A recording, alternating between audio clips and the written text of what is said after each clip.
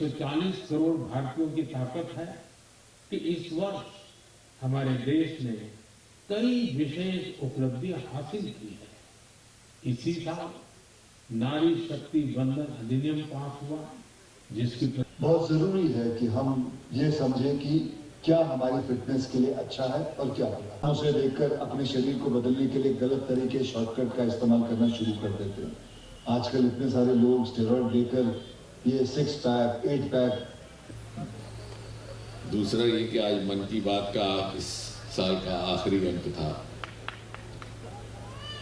और मुझे लगता है कि बहुत से लोगों को शायद एहसास हुआ हो और हम जाकर के बात कहें भी कि प्रधानमंत्री मोदी जी ने बहुत सारे इस समाज में नई परंपराएं कायम करने का काम किया है। उसमें से एक ये परंपरा कि आज तक किसी भी मन की बात के अंक में कोई राजनीतिक बात नहीं की।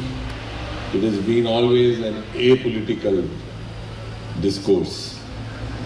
जैसे कोई समाज का गुरु, कोई एक वरिष्ठ व्यक्ति या परिवार का कोई बड़ा अपने लोगों को समझाता है, परिवारजनों को अलग अलग विषयों को लेकर के, उन्होंने उस प्रकार से एक परंपरा कायम की है और उनकी कार्यशैली का ये एक हिस्सा भी रहा।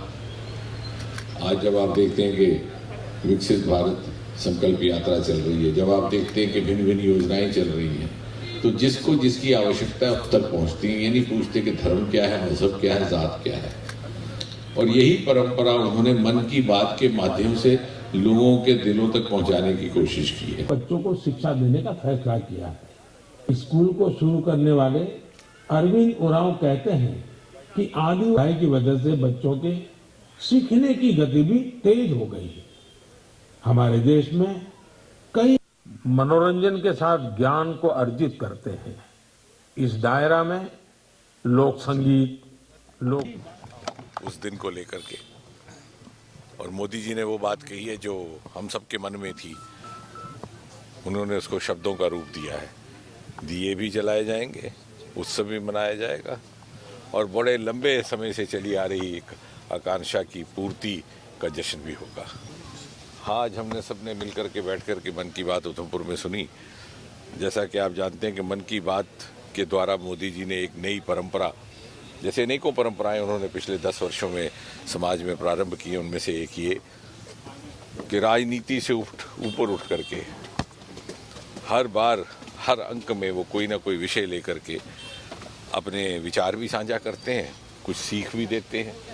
जैसे आज उन्होंने फिटनेस की बात की और स्वाभाविक है जब मोदी जी कहते हैं कि 25 वर्ष की इस अमृतकाल की यात्रा को तय करने के बाद हिंदुस्तान शिखर पटल पर खड़ा होगा और उसको निर्माणित करने के लिए प्रत्येक नागरिक का योगदान रहना अनिवार्य है।